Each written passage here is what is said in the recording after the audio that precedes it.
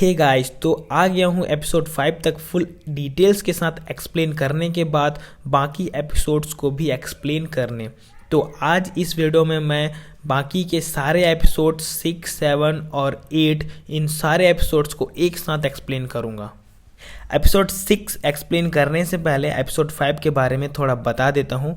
Past वाले scene में जेन Sheldon को हमेशा के लिए छोड़कर चली गई है और प्रेजेंट में शेल्डन जिस इंसान से अपनी प्रॉब्लम्स डिस्कस कर रहा था वो पुराना क्रिमिनल निकलता है जिसका नाम जैक हॉब्स है। अब आगे एपिसोड 6 की शुरुआत होती है। प्रेजेंट में सुबह का समय होता है। शेल्डन को पता चलता है कि मार्स की तरफ से एक कॉमेट जो आ रहा था पर वो भटक कर अब अर्थ की तरफ आ रहा है। शेल्डन उस कॉमेट को रोकने चला जाता है और जेन घर में बैठकर सारे पुराने मैगजीन्स देखती है जिसमें जॉर्ज मतलब स्काई फॉक्स के बारे में भी लिखा हुआ है। अब पास्ट वाले सीन में शेल्डन, जॉर्ज, वॉल्टर, फिट्ज और ग्रेस के साथ एक शिप के कैप्टन के पास आता है ताकि उस आइलैंड को ढूंढ सके। कैप्टन पहले उस अजीब सी जगह पर जाने से मना कर देता है पर बहुत सारे पैसों को देखकर बाद में मान जाता है।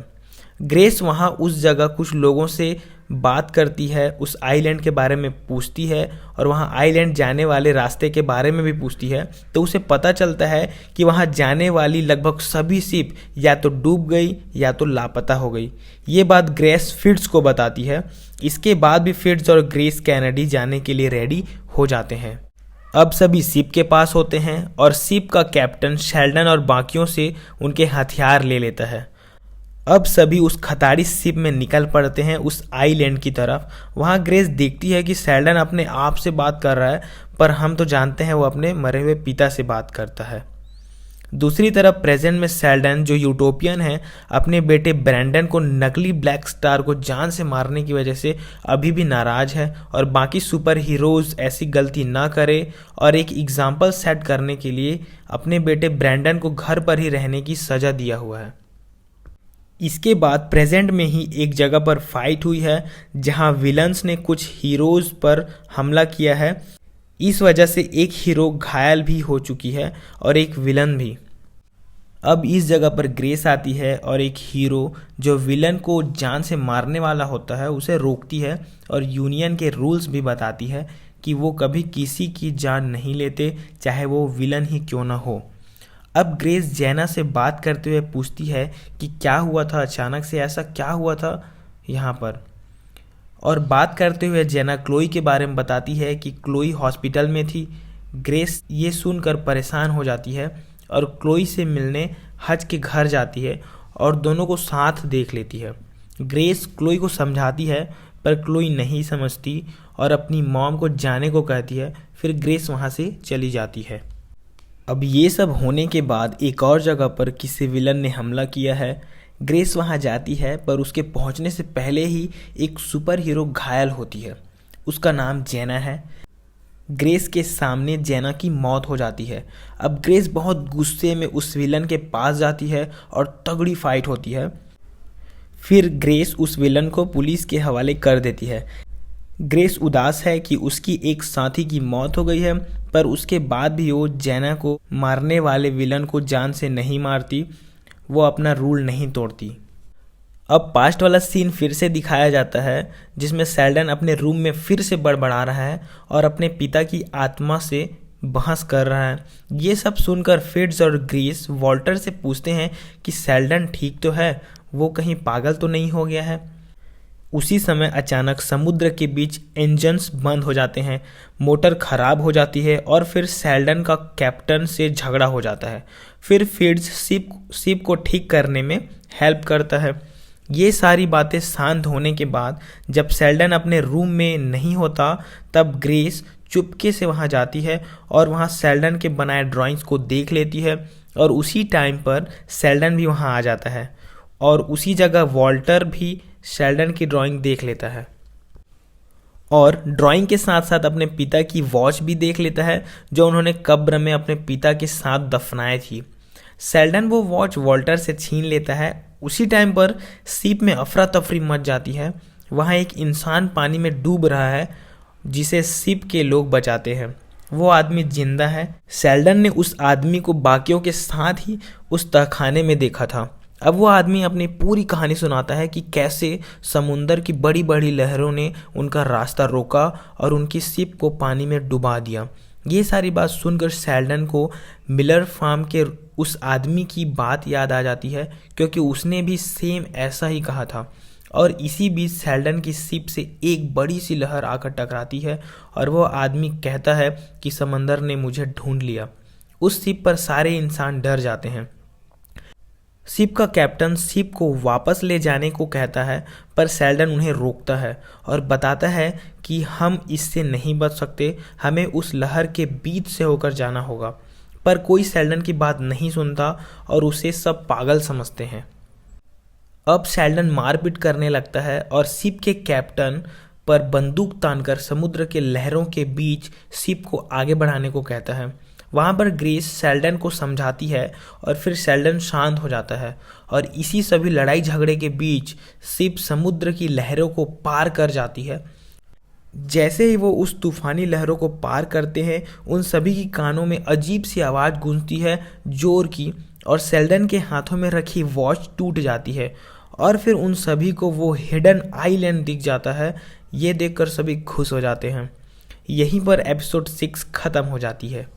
अब एपिसोड 7 की शुरुआत होती है प्रेजेंट से, जहां ब्लैक स्टार की डेड बॉडी के पास सभी होते हैं और वॉल्टर उस डेड बॉडी के माइंड में जाकर पता करने वाला है कि आखिर इस ब्लैक स्टार को किसने भेजा था।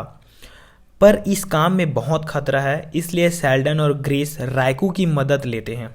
रायकू वॉल्टर की बेटी है और उसके पास भी वॉल्टर की तरह पावर्स हैं, पर वो एक कॉन्ट्रैक्ट किलर है और बड़ी ही खतरनाक है।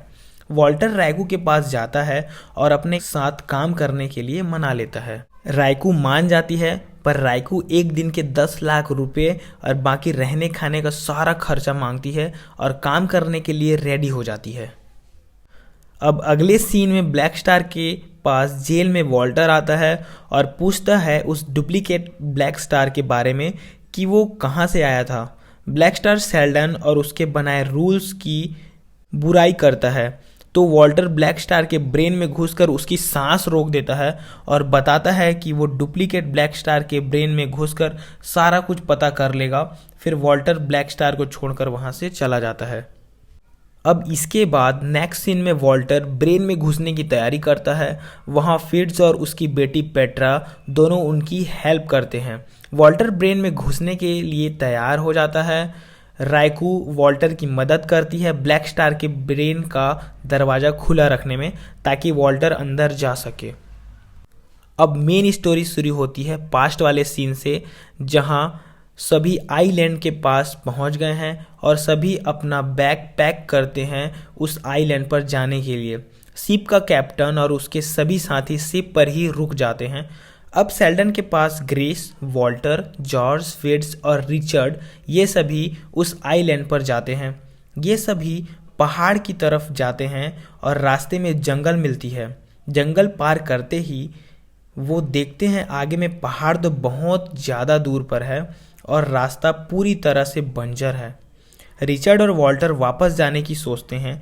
अब रिचर्ड वापस जाने लगता है, तब उसके आगे ज़मीन से बड़ा सा पेड़ निकल जाता है। रिचर्ड मरते मरते बचता है। ऐसा ही सेम फिट्ज के साथ भी होता है। ये देखते ही वो समझ जाते हैं कि ये आइलैंड अब उन्हें वापस जाने नहीं देगा। अब उनके पास और कोई रास्ता नहीं बचता सिवाय उसी रास्ते में आगे बढ़ने के।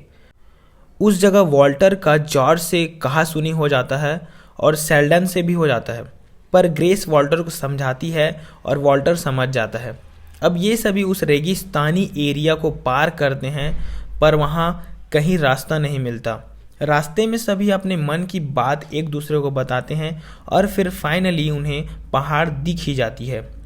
पर उसके पहले वो सभी रेतीली आंधी में फंस जाते हैं और एक दूसरे का हाथ पकड़कर सभी रेतीली आंधियों को पार कर लेते हैं। पार करते ही उन्हें ऊंची खाई के ऊपर से जाना पड़ता है और उसके बाद वो एक भूल भुलैया को पार करते हैं।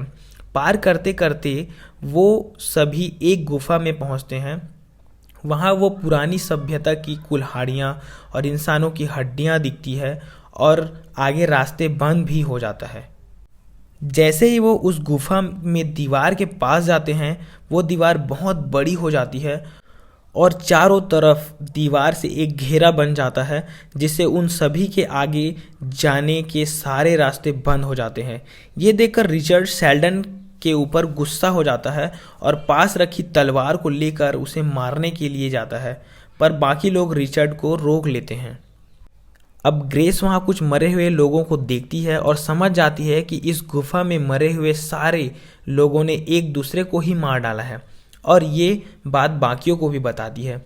शेल्डन ये बात सुनकर दीवार के पास जाकर अपना हाथ रखता है और जॉर्ज भी रखता है, और जैसे ही दोनों अपना हाथ दीवार पर रखते हैं, एक अजीब सी चमकीली लाइट चमक उठती है, और ये जगह और कहीं नहीं वही है जिसे शेल्डन अपने सपनों में देखा था। सभी अपना हाथ दीवार पर रखते हैं और लाइट जल उठती है, पर वॉल्टर जब अपना हाथ रखता है तो जॉर्ज की भी लाइट बंद हो जाती है। शेल्डन कहता है, तुम दोनों अपने बीच की मतभेद और लड़ाई झगड़ों को भूलकर एक दूसरे को सॉरी बोलो। ऐसा करने पर जॉर्ज की लाइट जल उठती है, पर वॉल्टर और शेल्डन की बुझ जाती है। फिर शेल्डन और वॉल्टर भी एक दूसरे से माफ़ी मांगते हैं और दोनों गले लगते हैं। फिर उस सब की लाइट जल उठती है और वहाँ से रास्ता खुलता है अंदर जाने के लिए। अंदर जाते ही वो जुपिटर ग्रह पर पहुँच जाते हैं। वहाँ एक जादुई चीज़ है, वो सभी उनके नीचे जाते हैं और फिर वहाँ से उन सभी लोगों के करीबी लोग बाहर आते हैं, और इसी जगह पर उन सभी को उनकी पावर्स मिलती है और एनर्जी की एक लहर से पूरे आइलैंड में आती है, और इस एनर्जी से शिप पर मौजूद सारे लोगों को भी अलग अलग तरीके की पावर्स मिलती है, पर शिप वाले को ये नहीं पता कि उन्हें पावर्स मिली है। अब शिप का कैप्टन उस एनर्जी की लहर को देखकर डर जाता है और वहाँ से जाने को कहता है। तभी वहाँ शेल्डन और उसके सारे साथी उड़कर वहाँ आते हैं। उन सभी को देखकर कैप्टन और उसके लोग चौंक जाते हैं। यहाँ पर एपिसोड 7 ख़त्म हो जाती है। अब इस वेब सीरीज़ के सीज़न 1 का लास्ट एपिसोड और बहुत ही ड्रामे से भरा एपिसोड 8 शुरू होता है। स्टोरी सुनाने से पहले अगर मेरे चैनल को सब्सक्राइब नहीं किया तो सब्सक्राइब करो, और लाइक शेयर तो करना बनता है यार, इसे बताने की नौबत तो आनी ही नहीं चाहिए। अब आगे इस एपिसोड में कुछ ऐसा होता है जिसके बारे में आप लोगों ने कभी सोचा भी नहीं होगा, तो चलो एपिसोड 1 के लास्ट एपिसोड की कहानी सुना देता हूँ। प्रेजेंट वाले सीन में ब्लैक स्टार जिस जेल में है वहाँ का दरवाज़ा अपने आप ओपन हो जाता है। अब लगता है कुछ एक्शन और धमाका होने वाला है। वहीं दूसरी तरफ अब पास्ट वाले सीन में अब सभी 6 लोग सुपर हीरो बन गए हैं। Sheldon, grace, Walter, George, Fitz और रिचर्ड। उनमें से रिचर्ड के पास पावर रॉड है, जो अभी प्रेजेंट वाली स्टोरी में हज के पास है। अब ये पावर रॉड हज के पास कैसे आए, ये तो आगे एपिसोड देखकर ही पता चलेगा। अब प्रेजेंट वाले सीन में क्लोई और हज साथ है। हज कुछ काम से बाहर जाने वाला है। जब क्लोई उससे पूछती है कि कहाँ जा रहे हो, तो हज नहीं बताता, और इसी बात पर दोनों का झगड़ा हो जाता है और क्लोई हज को छोड़कर वहाँ से चली जाती है। अब हज अपने फ्रेंड्स के पास जाता है कुछ काम करने के लिए, पर उनके फ्रेंड्स हज का साथ नहीं देते। फिर हज अकेला ही अपनी पावर रॉड से चाइना चला जाता है और एक कमरे के अंदर जाता है जो पूरा एयर टाइट होता है, जिसमें से हज को घुटन होती है और वो पावर रॉड से बाहर जाना चाहता है, पर रूम एयर टाइट होने की वजह से हज के मुंह से आवाज़ ही नहीं निकलती। फिर उस रूम में 4 से 5 गुंडे आ जाते हैं और हज को मारने लगते हैं। फिर हज को बचाने क्लोई वहाँ आती है और हज को वहाँ से बचाकर ले जाती है। हज वहाँ से एक चीज़ लेता है। उसके बाद हज क्लोई को अपने खुफिया जगह पर लेकर जाता है और वहाँ वो एक हथियार बना रहा है अपने पिता को ढूंढने के लिए।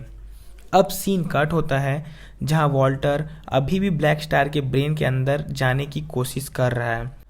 उस कमरे के बाहर शेल्डन और ब्रैंडन एक दूसरे से बात करते हैं। शेल्डन अपने फ्रेंड जॉर्ज की कहानी ब्रैंडन को सुनाता है कि कैसे जॉर्ज विलन बना और ब्रैंडन ने अपने सबसे अच्छे दोस्त को खो दिया। यहाँ पर ब्रैंडन अपने पिता के बनाए रूल को सही मानता है और अपने पिता से माफ़ी मांगता है। अब ब्रैंडन भी समझ गया है कि जो रूल्स उसके पिता शेल्डन ने बनाए हैं वो एकदम सही हैं। अब पेट्रा उनके पास आकर बताती है कि असली ब्लैक स्टार जेल में कैद से छूट गया है। ये बात मैंने इस एपिसोड के शुरू होते ही बताई थी। अब जो ब्लैक स्टार है वो जेल की कैद से छूट जरूर गया है, पर जेल से भाग नहीं पाया है, वो जेल में ही फंसा हुआ है। अब उसे रोकने ब्रैंडन और शेल्डन उस जेल में जाते हैं। अब इसके बाद जेल में फ़ाइट होती है और फाइट में इसी बीच एक बात होती है। जब ब्लैक स्टार ब्रैंडन को मारने वाला होता है तो शेल्डन खुद अपने बेटे को बचाने के लिए यूनियन ऑफ जस्टिस के रूल्स तोड़ने वाला होता है, पर वहाँ पेट्रा आ जाती है और फिर इसके बाद ब्रैंडन ब्लैक स्टार को हरा देता है। दूसरी तरफ फाइनली वॉल्टर ब्लैक स्टार की ब्रेन के अंदर घुस जाता है। अंदर जॉर्ज बैठा है सूट पहने हुए। फिर वो अचानक से अपनी सुपर हीरो फॉर्म में आ जाता है और दोनों के बीच फाइट शुरू होती है। जॉर्ज वॉल्टर को घसीट घसीट कर मारता है। फिर इसी बीच ग्रेस भी ब्रेन के अंदर आ जाती है, उनके बीच भी फाइट होती है, पर जॉर्ज अपनी गन से ग्रेस को फ्रीज कर देता है और वॉल्टर से कहता है कि पिछली बार तुमने मुझे मेरे बेटे के सामने बुरी तरह पीटा था। ये बात सुनकर लगा कि ज़रूर कुछ खतरनाक स्टोरी होगी। अब आगे अचानक से ही वॉल्टर और ग्रेस ब्लैक स्टार के माइंड से बाहर आ जाते हैं।